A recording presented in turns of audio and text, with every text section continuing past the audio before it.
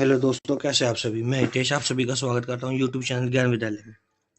दोस्तों, आज की वीडियो जो है कुछ मिक्सिंग क्वेश्चंस के ऊपर है, तो चलिए अपनी वीडियो को स्टार्ट करते हैं। यदि आप हमारे साथ पहली बार जुड़े तो please like, share and subscribe करना ना भूलिए। तो दोस्तों, पहला क्वेश्चन जैसे कि पूना समझौता कब हुआ था, यानी कि पूछ रहा पूना पैक्ट जो हुआ था, when was the Poona pact signed. Poona pact कब हुआ था, तो पूना पैक्ट के बारे में हम देखते हैं। पूना पैक्ट कब हुआ था, 1932 में हुआ था। ठीक है, इतना आप याद रखेंगे, 1932 में हुआ था। और पूछता है पूना पैक्ट किस किस के बीच में हुआ था, और किस किस के बीच में हुआ था, महात्मा गांधी जी, ठीक है, और वशिष्ठ अंबेडकर जी के बीच में हुआ था। ठीक है, इस चीज को आप याद रखें। और किस समझौते पे, यानी कि किस चीज के लिए हुआ था, कि दलितों को भी आरक्षण की व्यवस्था दी जाए। ठीक है, और पूछता जो पूना पैक्ट हुआ था उस पर साइन किसने किया था, तो ये सबसे बड़ी इंपॉर्टेंट फैक्टर। और साइन किसने किया था, मालवीय जी ने, यानी कि महात्मा गांधी जी जो थे उस चीज से एग्री थे, लेकिन मदन मोहन मालवीय जी ने उस पर साइन किया था, उस पैक्ट के ऊपर। तो इस चीज को आप याद रखेंगे। ठीक है, और 1930 देख लें, 1930 में क्या था, राउंड टेबल कॉन्फ्रेंस, यानी कि फर्स्ट राउंड टेबल कॉन्फ्रेंस हुई थी। 32 में कौन सी हुई, थर्ड हुई। और फर्स्ट कब हुई थी, 1931 में। 1931 में क्या हुआ था ये भी पूछता है, तो 1931 में क्या हुआ था, जिसे आप बोलते हैं इरविन पैक्ट। ठीक है, क्या बोलते हैं आप, इरविन पैक्ट। और इसे दिल्ली समझौता भी बोलते हैं। ठीक है, इस चीज को भी आप याद रखेंगे, दिल्ली एग्रीमेंट।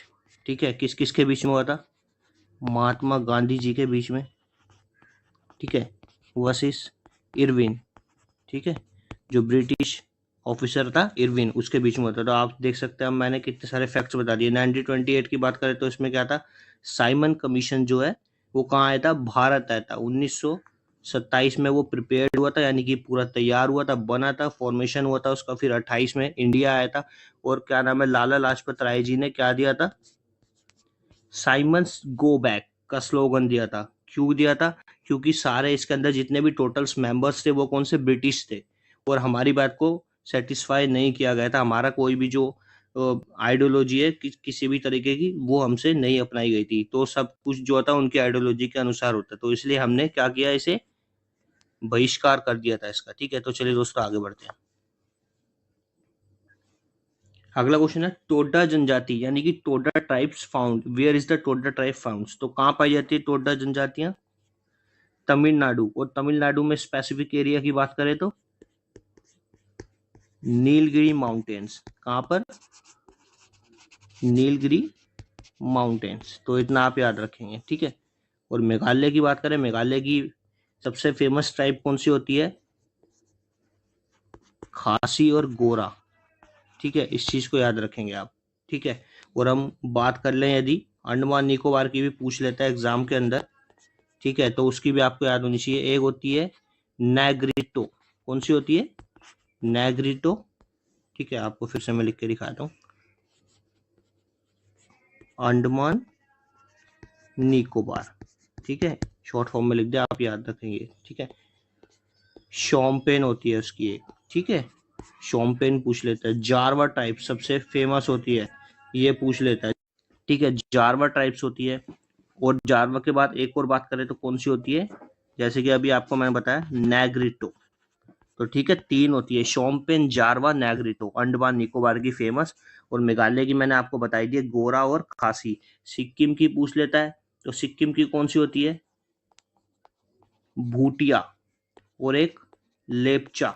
ठीक है, तो ये किसकी होती है, सिक्किम की। तो इस तरीके से आप याद रखेंगे। देखिए दोस्तों, यदि आप डिटेल्स वाइज पढ़ेंगे तो आपकी स्टडी जो है और भी ज्यादा क्या हो जाएगी, वेल प्रिपेयर्ड हो जाएगी। यदि आप वन लाइनर के पीछे रहेंगे तो कुछ नहीं होगा। आप जितना हो सके एक क्वेश्चन के अंदर ज्यादा से ज्यादा फैक्ट्स ढूंढने की कोशिश कीजिए। तो चलिए आगे बढ़ते हैं। अगला क्वेश्चन है कोयले का सर्वाधिक उत्पादन, यानी कि पूछ रहा है कौन सी स्टेट ऐसी है, इंडिया के अकॉर्डिंग बात की जा रही है। ठीक है, भारत में कोयले का सर्वाधिक उत्पादन कहाँ होता है, तो कहाँ पर होता है, झारखंड में होता है। ठीक है, और यदि हम वर्ल्ड लेवल की बात करते हैं तो क्या आंसर आता, चाइना। तो इतना आप याद रखिए, option number C will be the right answer. In which state India first Khadi mall was built. दोस्तों यहाँ पे हिंदी ट्रांसलेट नहीं है तो मैं आपको बता देता हूँ। कह रहा है कि इंडिया के यानी कि भारत में सबसे पहले खादी मॉल कहाँ पर खुला था, तो कहाँ खुला था? बिहार के पटना में खुला था। ठीक है, इतना आप याद रखेंगे। अगला क्वेश्चन है, गंगोत्री राष्ट्रीय उद्यान किस प्रदेश में स्थित है, तो कहाँ स्थित है? उत्तराखंड में स्थित है। अब उत्तराखंड की बात आ गई तो उत्तराखंड से भी देख लेते हैं। उत्तराखंड में सबसे पहला सबसे पुराना नेशनल पार्क की बात की जाए तो कौन सा है? Jim Corbett. ठीक है, कौन सा है? Jim Corbett. और इससे पहले इसका नाम क्या था? हेलिस नेशनल पार्क। ठीक है, और अब हाल ही में इसका नाम क्या कर दिया गया है? जिम कॉर्बेट का चेंज करके राम गंगा नेशनल पार्क। तो इतना आप इस चीज से याद रखेंगे। उत्तराखंड की बात करें हम तो उत्तराखंड के नृत्यों को भी देख लेते हैं। उत्तराखंड के नृत्य कौन कौन से होते हैं? अभी हाल ही में रिसेंटली बनाया गया है। ठीक है, फूलदेई पर्व बनाया गया है।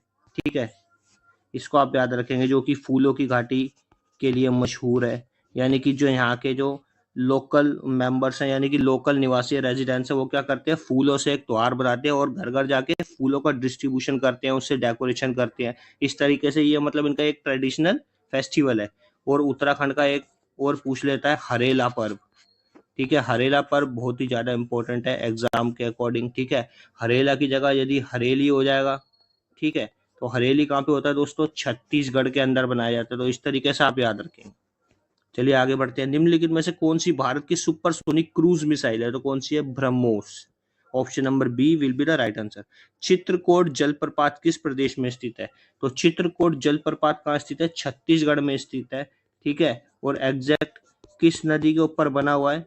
इंद्रावती नदी के ऊपर बना हुआ है। ठीक है, और इसको एक दूसरे नाम से और जाना जाता है चित्रकोट को, तो क्या बोला जाता है? भारत का नियाग्रा। ठीक है, इतना आप याद रखेंगे, यानी कि नियाग्रा ऑफ इंडिया। ठीक है, चित्रकूट या चित्रकोट जलप्रपात। अगला क्वेश्चन है, पत्रकारिता के क्षेत्र का सर्वोच्च पुरस्कार कौन सा है, तो कौन सा है? Pulitzer prize. और अर्जुन अवार्ड की बात करें, अर्जुन अवार्ड कौन सा होता है? आप सभी को पता है, जैसे कि खेलों में प्रतिष्ठित जो होता है, जो प्रशिक्षित करता है खेलों के अंदर, उसको अर्जुन अवार्ड दिया जाता है। और हाल ही में रिसेंटली अर्जुन अवार्ड किसे दिया गया? मोहम्मद शामी, जो कि क्या है?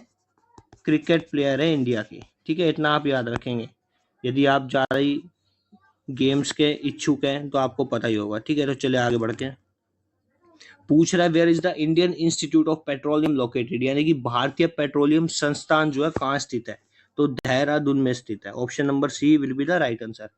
अगला क्वेश्चन है, किस महासागर से अंतरराष्ट्रीय तिथि रेखा गुजरती है, यानी कि through which ocean does the international date line pass, तो कहां से गुजरती है? पैसिफिक ओशियन, जिसे आप हिंदी में क्या बोलते हैं?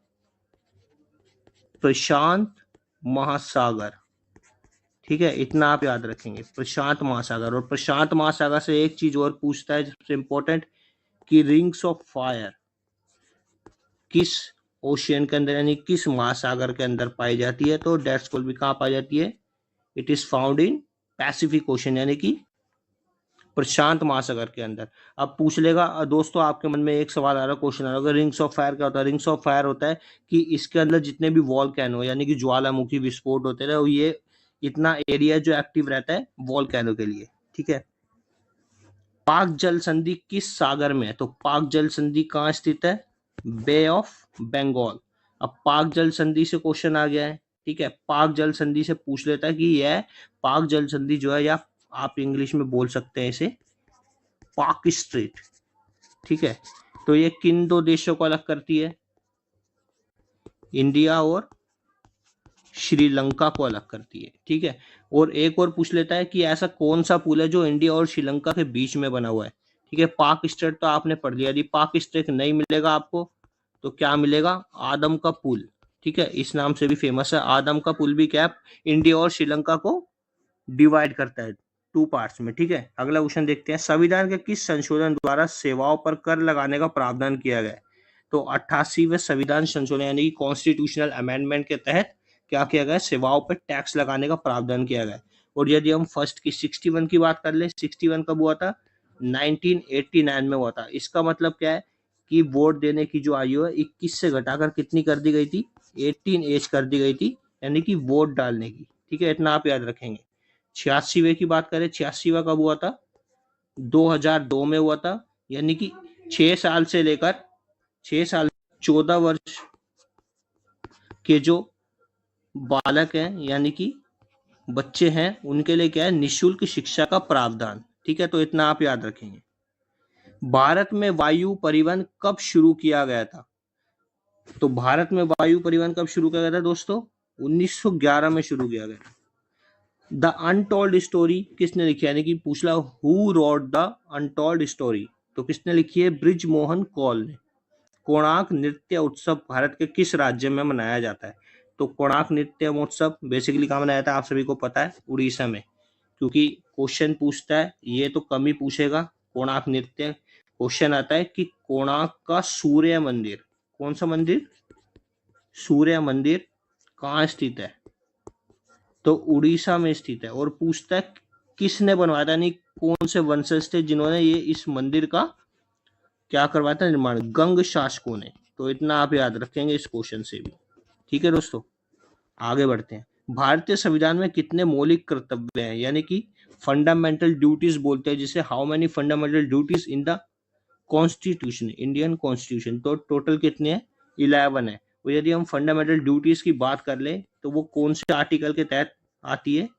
51A में। ठीक है, और हम आर्टिकल 12 से 35 में क्या आता है? फंडामेंटल राइट्स आते हैं, जो कि हमने कहाँ से अडॉप्ट किए हैं? यूएसए के कॉन्स्टिट्यूशन से। ठीक है, इतना आप याद रखेंगे। और आर्टिकल 36 to 51 डीपीएसपी, जिसे आप क्या बोलते हैं हिंदी में? राज्य के नीति निर्देशक तत्व। ये कहाँ से लिए गए? ये आयरलैंड के संविधान से लिए गए। तो इतना आप इस क्वेश्चन से याद रखिएगा। 2011 जनगणना के अनुसार भारत का लिंग अनुपात लगभग कितना है? ठीक है, तो वैसे तो टोटल दोस्तों कितना होता है? 1000 पीपल पे, यानी पर्सन पे 943, यानी कि 943 महिलाएं 1000 पुरुष पर। यदि आपको ये क्वेश्चन ना मिले तो आप 90-40 भी लगा सकते हैं, अप्रोक्स मतलब इतना है लगभग। ठीक है, मतलब एग्जैक्ट जो आपका डाटा है वो कितना है? डाटा 943। यदि ना ऑप्शन में तो आप ये 1 ऑप्शन राइट हो जाएगा। ठीक है, ठीक है। और जनगणना से एक और चीज देख लेते हैं। 1871 में सबसे पहली जनगणना हुई थी मैयो के काल में। ठीक है, ये लेकिन क्या थी? अनरेगुलर बोल सकते हैं आप, अनियमित रूप से हुई थी। और नियमित रूप से कौन सी हुई थी? सॉरी, 1872 में हुई थी। ठीक है, और 1881 में 1881 में जो हुई थी वो रिपन के शासनकाल में हुई थी, जिसे हम रेगुलर क्या बोलते हैं? सेंसस बोलते हैं, यानी कि नियमित तौर पे जो करवाई गई थी। ठीक है, उसी के तहत हमारी जनगणना जो की जाती है, आज तक की जा रही है, वो इसी के तहत की जा रही है, 1881 के तहत। क्वेश्चन पूछता है स्वतंत्रता के बाद, आफ्टर इंडिपेंडेंस, मतलब कितनी जनगणना हो चुकी है? तो कितनी हो चुकी है? 7। ठीक है, और यदि 1881 से पूछ ले तो कितनी हो चुकी है? 15। तो इस चीज को भी आप याद रखिएगा। किस नदी को नर्मदा की दासी के नाम से जाना जाता है? तो किसे जाना जाता है? लूनी नदी को। भारत के पहले मुख्य चुनाव आयुक्त कौन थे? तो सुकुमार सेन थे। दिल्ली में लाल किला और जामा मस्जिद के शासनकाल के दौरान वास्तुकला की विशाल उपलब्धियों के रूप में देखे जाते हैं। कौन देखे जाते हैं? तो आप बेसिकली आप सभी को पता है कौन देखे जाते हैं? शाहजहां देखे जाते हैं। ठीक है, शाहजहां ने क्या क्या बनवाया था? लाल किला बनवाया था। ठीक है, ताजमहल बनवाया था। इस तरीके से आप देख सकते हैं। तो चलिए आगे बढ़ते हैं। भारतीय संसद के ऊपरी सदन को डैश नाम से भी जाना जाता है। तो किस नाम से जाना जाता है? तो ऊपरी सदन जो है भारतीय संसद का, उसे किस नाम से जाना जाता है दोस्तों? राज्यसभा। ठीक है, और राज्यसभा को एक नाम और था, इसका जो और नेम था उसे क्या बोलते हैं? Council of states. तो क्या बोलते हैं उसे? Council of states. ऐसी लोकसभा की बात करें तो लोकसभा का पुराना नाम क्या था? House of the people. ठीक है, इस चीज से आप इसको भी याद रखेंगे, क्योंकि कभी क्या पूछता है वो? ओल्ड चीज पूछ लेता है। उसे लगता है कि एग्जामिनर जो है ओल्ड चीज पूछ रहा है। अब मैंने तो रिसेंटली वाली जो हाल ही में चल रही है वो याद की है। तो आपको हर चीज का क्या होना चाहिए? हर चीज से आप अवेयर होनी चाहिए, हर चीज के बारे में आपको पता होना चाहिए। तो चलिए आगे बढ़ते दोस्तों। भारत की निम्नलिखित में से कौन सी नदी बंगाल की खाड़ी में गिरती है? तो कौन सी गिरती है? गोदावरी। 1857 की क्रांति कहाँ से शुरू हुई थी? तो 1857 से क्वेश्चन आ गया, अब इसके बारे में देखते हैं। 1857 की क्रांति कहाँ शुरू हुई थी? बैरकपुर से। ठीक है। और सर्वप्रथम इस क्रांति की शुरुआत किसने की थी, यानी इस क्रांति के खिलाफ किसने आवाज उठाई थी 1857 में? मंगल पांडे जी ने। ठीक है, जो कि कौन थे? 34वीं रेजिमेंट के सोल्जर बोल सकते हैं आप, सिपाही बोल सकते हैं। ठीक है, 34वीं रेजिमेंट के एक सिपाही थे। और इन्होंने क्यों की थी? आप सभी को पता होगा यदि आपने पढ़ा होगा 1857 के बारे में। तो क्यों की थी इन्होंने? इसलिए की थी क्योंकि जो कारतूस था उसके अंदर गाय की और सूअर की चर्बी का यूज किया जाता था। यानी कि जो गन यूज की जाती थी वो जो कारतूस मेड होता था, यानी कारतूस का जो निर्माण होता था वो गाय की चर्बी और सूअर की चर्बी से होता था। और गौ माता हमारे लिए क्या है? एक माता है। गाय जो हमारे लिए क्या है? विश्व प्रसिद्ध गौ माता है। तो इसलिए हम ऐसा नहीं कर सकते, इसलिए मंगल पांडे जी ने इसके खिलाफ आवाज उठाई थी। लेकिन उनको कुछ समय बाद क्या दे दी गई? फांसी दे दी गई। ठीक है। और क्वेश्चन पूछता है 1857 से कि लखनऊ से 1857 की क्रांति का क्या नाम है, नेतृत्व किसने किया था? तो किसने किया था? बेगम हजरत महल। इतना आप याद रखेंगे। और यदि पूछ लेगा बिहार से किसने किया था? बिहार से किया था कुंवर सिंह। किसने? कुंवर सिंह ने किया था। और ये लखनऊ वाला है। ठीक है, एल डाल दिया मैंने, आप याद रखिएगा। ठीक है, इस तरीके से आप याद रखेंगे सारी चीजें। ठीक है, तो चलिए आगे बढ़ते हैं। कुवैत उल इस्लाम मस्जिद का निर्माण किसके द्वारा कराया गया था? तो कुवत उल, ठीक है, हिंदी में थोड़ा मिस्टेक है, कुवत उल इस्लाम मस्जिद है। ठीक है, इसका हिंदी में ऐसे लिखा जाएगा, कुवत उल इस्लाम मस्जिद। ठीक है, तो मॉस्क्यू जो है किसने बनवाया था?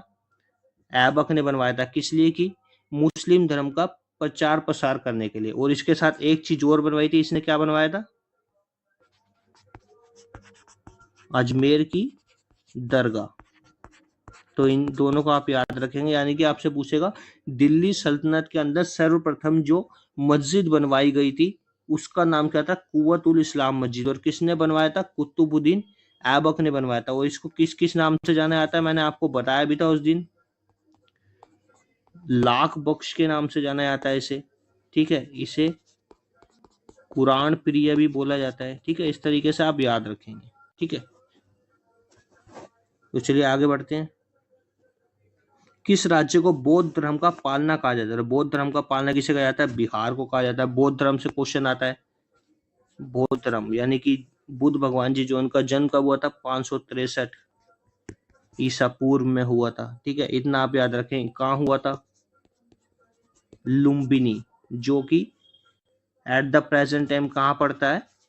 नेपाल। ठीक है, इतना पूछेगा। 29 वर्ष की उम्र में इन्होंने क्या किया था? गृह त्याग किया था। जिससे क्या बोला जाता है? इस वर्ड को भी पूछा जाता है कि गृह त्याग करने की अवस्था को क्या कहा जाता है? तो क्या कहा जाता है? महाविनिष्क्रमण। ठीक है, क्या कहा जाता है? महाविनिष्क्रमण। ठीक है, 16 वर्ष की उम्र में विवाह हो गया इनका। ठीक है, पुत्र का नाम पूछता है राहुल। ठीक है, और इस तरीके से आप क्या रखेंगे? याद रखेंगे। और इससे बहुत ही सारे क्वेश्चंस बनते हैं। जब मैं आपको थ्योरी पढ़ाऊंगा तो उसमें सारी चीजें एक्सप्लेन करूंगा। तो चलिए आगे बढ़ते हैं। प्राणी शास्त्र के जनक के रूप में किससे जाना जाता है? यानी कि पूछा who is known as the father of zoology. तो कौन है? एरिस्टोटल। यानी कि आप हिंदी में किसा बोलते हैं? अरस्तु जी को। ठीक है, इस तरीके से आप याद रखेंगे। जल्लीकट्टू किस राज्य का त्योहार है? दोस्तों ये बहुत ही इंपॉर्टेंट क्वेश्चन है। हाल ही में अभी जीडी की किसी शिफ्ट में भी आया था और एमटीएस में भी पूछा गया, जो 2023 में एमटीएस हुआ है और एसएससी जीडी में भी पूछा गया क्वेश्चन। जलीकट्टू का संबंध किस त्योहार से? बिल्कुल सेम एडिटिव यही लाइन पूछी गई थी। जलीकट्टू का संबंध किससे है? पोंगल से है। और आपसे पूछ लेगा पोंगल का दूसरा रूप किसे बोलते हैं, यानी कि पोंगल का प्रारंभिक रूप क्या था, कुछ भी पूछ सकता है। तो क्या है उसका रूप?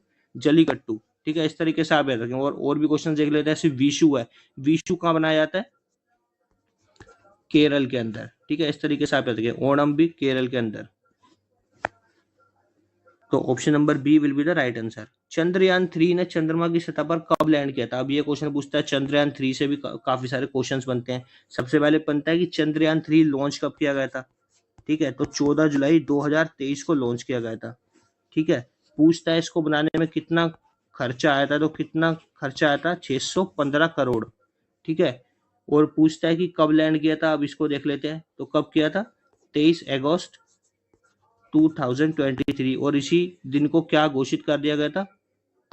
World space day. ठीक है, माननीय जो हमारे देश के प्रधानमंत्री जी हैं नरेंद्र मोदी जी ने उन्हें क्या घोषित किया था? World space day. ठीक है, या आप इंडियन स्पेस डे बोलिए, इंडियन स्पेस डे। ठीक है, और पूछता है कि जो कौन सी सतह पे लैंड किया था? साउथ पोल, यानी कि दक्षिणी ध्रुव पे लैंड करने वाला कौन सा देश बन गया है? फर्स्ट देश बन गया है। तो इस तरीके से याद रखेंगे। और भी क्या बन सकता है इससे? इसको प्रेसिडेंट कौन कर रहा था, यानी कि इसको लीड कौन कर रहा था? ठीक है, और क्वेश्चन पूछता है रॉकेट मैन ऑफ इंडिया किसे कहा जाता है? तो के सिवान जी को क्या कहा जाता है? Rocket man of India. और रॉकेट वुमेन ऑफ इंडिया किसे कहा जाता है? ये पूछ लेता है रितु करिधाल। ठीक है, तो आप एक क्वेश्चन से जितना ज्यादा पढ़िएगा उतना ज्यादा आपके लिए बेस्ट है। तो चलिए आगे बढ़ते हैं। भारत में सबसे पहला रेल मार्ग तैयार हुआ था। ठीक है, ये तो बहुत ही पुराना क्वेश्चन है, पूछ रेयरली चांस होता है, कम पूछता है, लेकिन आपको याद होना चाहिए। तो सर्वप्रथम सबसे पहले ट्रेन चलाई गई थी, कब चलाई गई थी? 16 अप्रैल 1853 को चलाई गई थी। ठीक है, 34 किलोमीटर चली थी, जो कि मुंबई से ठाणे के बीच में चली थी। ठीक है, इतना तो आपको सबको याद होगा। ठीक है, और इसके बारे में कुछ और फैक्ट बताता हूं मैं। ठीक है, पूछ लेता है कि इसके ट्रेन के अंदर कितनी बोगीज थी? तो 14 बोगीज थी, यानी कि 14 डिब्बे थे। ठीक है, और इंजन का नाम पूछ लेता है। सबसे इंपॉर्टेंट है इंजन का नाम। आपको भी नहीं, बहुत कम लोगों को पता होता है, मैं आपको बता देता हूँ। इंजन का नाम था